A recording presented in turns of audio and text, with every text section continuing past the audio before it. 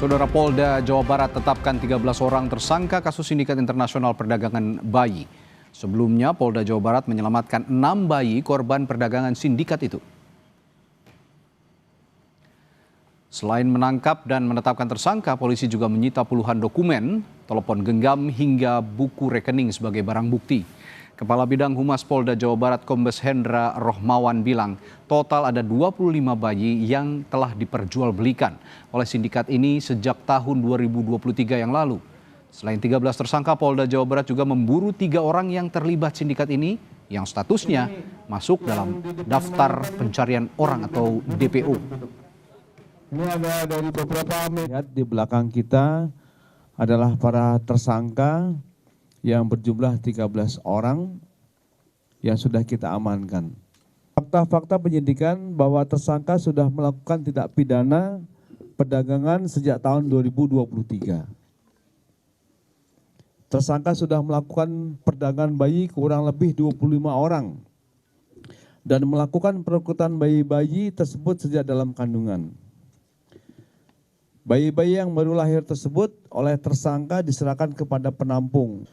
3 tersangka yang saat ini sedang kita DPO-kan, ya, saudari P, kemudian saudari NY dan saudari YT. Polisi juga menyebut kemungkinan adanya sejumlah tersangka baru termasuk dari pihak orang tua bayi.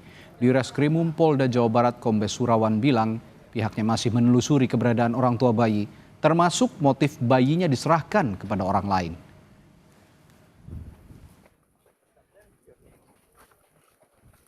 Yang sebagai pelapor juga itu adalah motif ekonomi.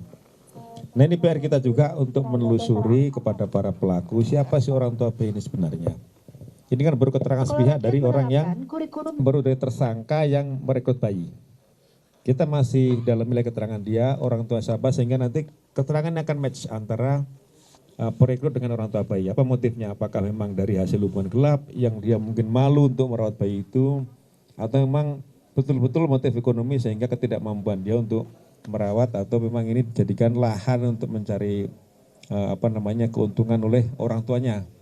Dan orang tua bayi ini nanti berpotensi juga sebagai tersangka. Kenapa? Dia terlibat dalam sindikat perdagangan manusia. Juga terkena Undang-Undang Perlindungan Anak karena memang memperdagangkan anak kandungnya sendiri.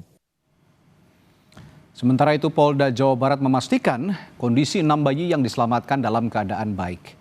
Kabid Humas Polda Jawa Barat Kombes Hendra Rohmawan bilang bayi-bayi ini sudah dilakukan pemeriksaan di rumah sakit dan selanjutnya dititipkan ke panti asuhan yang bekerja sama dengan pemerintah. Kondisi anak-anak kita yang saat ini kita tampung di rumah penampungan dan rekan-rekan juga kemarin sudah ada beberapa yang berkunjung ke sana.